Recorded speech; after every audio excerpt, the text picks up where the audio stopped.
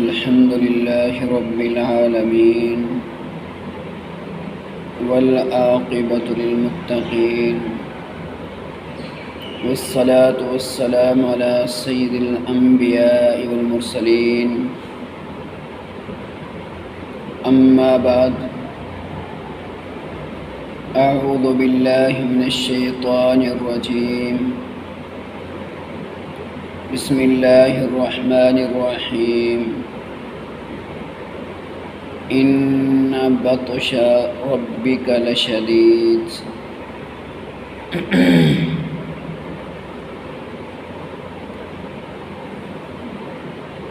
اللہ رب العالمین نے قرآن مجید کی اس آیت کریمہ کے اندر ارشاد فرمایا، بے شک تیرے رب کی پکڑ بڑی سخت ہے۔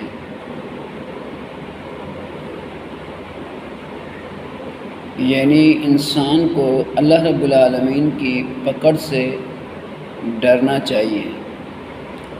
اللہ رب العالمین کی پکڑ، اللہ رب العالمین کی گرفت، اللہ رب العالمین کے عذاب کی ہر وقت فکر ہونی چاہیے۔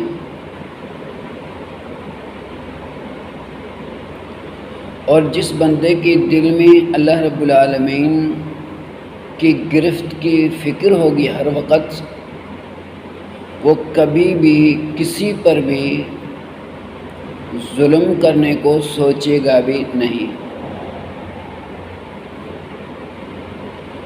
کیونکہ اس کو یہ پتہ ہے کہ اگر میں کسی پر ظلم کروں گا، کسی پر زیادتی کروں گا،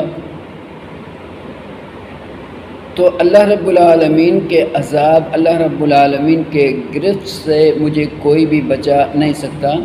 اور ظلم کا نتیجہ بھی یہی ہوتا ہے، اللہ رب العالمین کا عذاب، اللہ رب العالمین کی گرفت، اللہ رب العالمین کی پکڑ۔ یہ سوچ کر کبھی بھی بندہ کسی پر بھی ظلم نہیں کرے گا۔ یہاں پر ایک بات ہے، ایک سوال ہے کہ کیا مومن بھی ظلم کر سکتا ہے؟ جی ہاں، مومن حقیقت میں ظالم نہیں ہے، لیکن انسان ہونے کی وجہ سے اتفاقاً کبھی کبھار اس سے ظلم بھی ہو سکتا ہے اور ہو جاتا ہے۔ لیکن مومن ایک مرتبہ ظلم کر کے مکمل طور پہ ظالم نہیں بن جاتا، متکبر اور سرکش نہیں بن جاتا، بلکہ اس سے اتفاقی جو ظلم ہو جاتا ہے، جو ناانصافی اور زیادتی ہو جاتی ہے، اس کے دل کے اندر احساس پیدا ہوتا ہے کہ یہ میں نے کیا کر دیا، اور پھر وہ اس ظلم کا کفارہ ادا کرتا ہے۔ جیسا کہ سیدنا ابو مسعود بدری رضی اللہ تعالیٰ عنہ کا واقعہ، کہ سیدنا ابو مسعود بدری رضی اللہ تعالیٰ عنہ اپنے ایک غلام کو سزا دے رہے تھے، اس کو مار رہے تھے۔ اچانک سے پیچھے سے ایک آواز آئی، ابو مسعود، آج جتنی تم اس اپنے غلام پر طاقت رکھتے ہو، اس سے کئی گنا زیادہ اللہ رب العالمین کوئی ہستی ہے، کوئی ذات ہے جو تم پر طاقت رکھتی ہے، یعنی اللہ رب العالمین کی ذات۔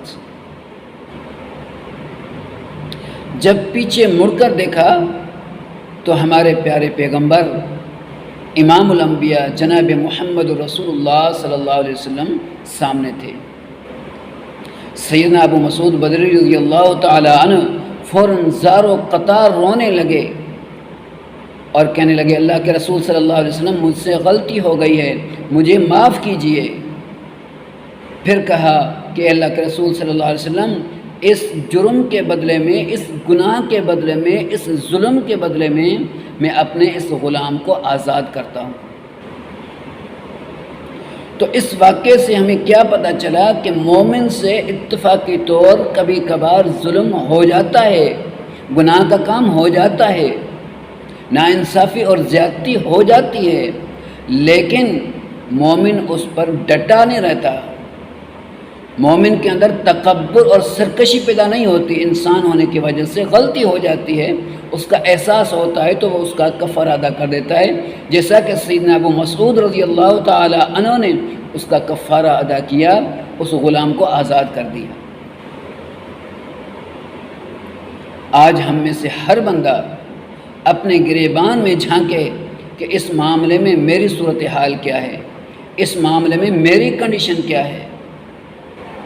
تو یہاں سے یہ پتہ چلتا ہے ہمیں کہ مومن کبھی بھی ظالم نہیں بن سکتا، ظالم نہ ہوتا ہے، نہ ظالم بن سکتا ہے اور نہ ظالم مومن بنے گا، کیونکہ ظلم کا جو نتیجہ ہے وہ نتیجہ انتہائی خطرناک نتیجہ ہوتا ہے، اور مومن ہر وقت اس نتیجے کو سامنے رکھتا ہے کہ آج میں نے اگر ذرے کے برابر بھی کسی پر ظلم کیا تو اس ظلم کا بدلہ اللہ رب العالمین جو مجھے دے گا وہ میں برداشت نہیں کر سکوں گا۔ یعنی ظلم کا بدلہ اللہ رب العالمین کی گرفت ہے، اللہ رب العالمین کی پکڑ ہے، اللہ رب العالمین کا عذاب ہے۔